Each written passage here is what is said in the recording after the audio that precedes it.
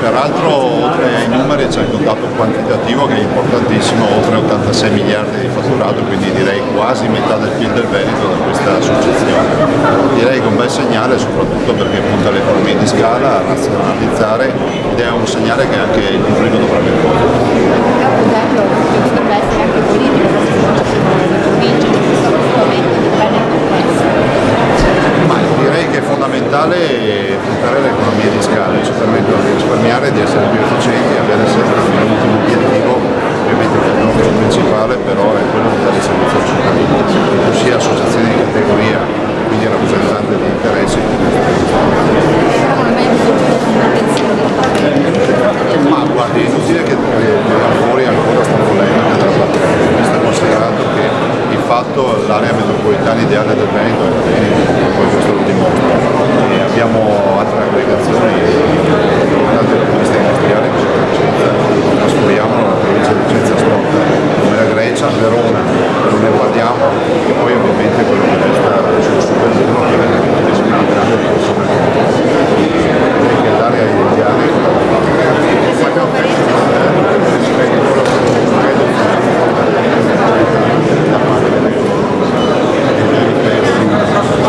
ma non si è perso nulla perché comunque sono 20 anni nei quali Veneto è cresciuto, nei quali le imprese si sono ammodernate, nella quale abbiamo lasciato l'era analogica alle spalle e siamo entrati a pieno titolo nell'era digitale. Diciamo che il Veneto di oggi non è quello di 20 anni fa, per cui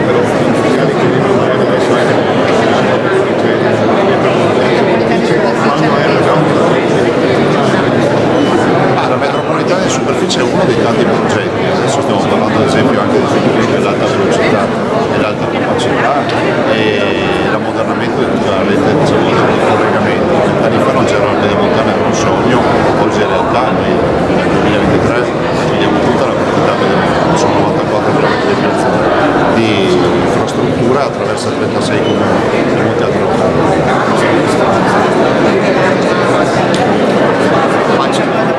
Ma assolutamente sì, non l'abbiamo mai abbandonato, però investire sulla metropolitana in superficie, che è una delle strategie, significa abbattere il passaggio a livello, significa riammodernare ovviamente tutto quello che è l'asse viario su ferro, e noi abbiamo fatto la nostra parte, ad esempio ammodernando tutto il parco macchine. Ricordo che il Veneto è la regione che ha i treni, per cui età media la più giovane d'Italia, mediamente hanno 5 anni, abbiamo investito veramente un sacco di soldi e oggi sono disponibili soldi.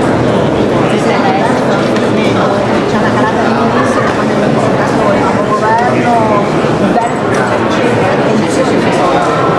Ci possiamo anche attribuire un merito come Veneti di aver dato uno standing che anni fa non avevamo. Del resto, se non hai credibilità e standing internazionale non porti a casa le Olimpiadi, non tratti con Intel un investimento da 10 miliardi di euro, che è il più grande investimento nella storia del paese, non fai molte altre cose e stupiremo ancora perché comunque in cantiere abbiamo altri progetti. Quindi l'aggregazione, Presidente, di questa prima parte del Veneto finirà No, adopera Blue Fund, cioè, la sua, ma basta che adoperi Blue Fund. che serve la addirittura fuori dal Ma intanto gli industriali danno un bel esempio di cosa significa fare economia di scala e di modernità. Dall'altro questo sì, poi si ripercuote anche su quello che è l'aggregazione, ovviamente volontaria, ovviamente rispettando la volontà dei cittadini, anche rispetto ai comuni, ormai lo vediamo, abbiamo uffici tecnici in comune, abbiamo polizie municipali in comune, quindi da queste operazioni comunque si arriverà anche ad aggregazione. Dall'altro voglio anche ricordare che la città metropolitana, o meglio quest'area metropolitana che è il Veneto, che come Los Angeles sta dall'altro di notte, ha già aperto un altro grande progetto, quella della New Holding autostradale, che interessa non solo noi ma anche le regioni limitrofe. L'emendamento che noi abbiamo fatto presentare, che è stato approvato un paio d'anni fa, prevede che noi possiamo candidarci a concessionari con il benestare dei nostri vicini di casa se le infrastrutture riguardano anche loro, e questo è un modello che si applica sempre. mare quando partirà?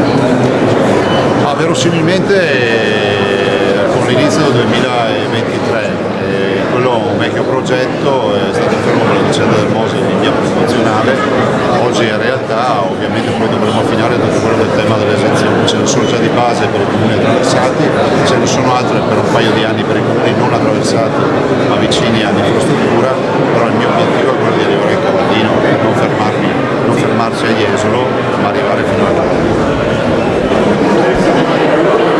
Onorevole Professore Cortellazzi, siamo qui all'Assemblea della nascita di queste grandi conferenze Veneto, Est, Treviso, Padova, Vigo e Venezia. Tutti assieme è un passo significativo anche per l'economia di questa parte del Veneto.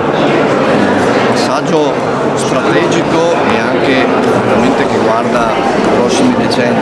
L'aggregazione come la struttura che tra poco voteremo è tanta cosa, stiamo parlando di un'associazione che all'incirca raggruppa 3 milioni di abitanti, mi pare di aver capito, compreso la seconda o la terza d'Italia, per cui insomma, in un territorio come quello del Veneto che genera il secondo PIL in Italia dopo la Lombardia, per cui tantissima cosa.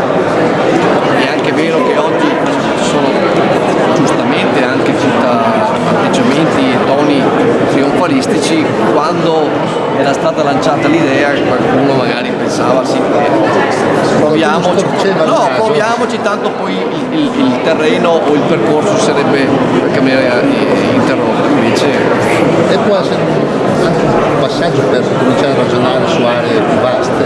è chiaro che questo processo di aggregazione stimola senza dubbio anche la possibilità di aree territoriali che possono fare sinergia anche in altri settori e non necessariamente solamente in quello di associazionismo come quello di Confindustria. È un bello stimolo.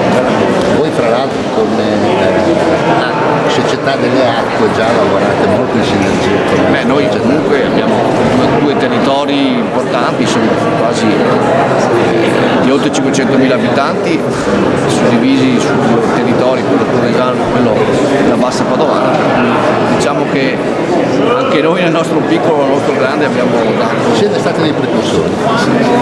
Grazie onorevole Presidente. Grazie a voi e buon lavoro. Presidente di Acque Venete. E certo. Qualità. Grazie. Grazie a voi.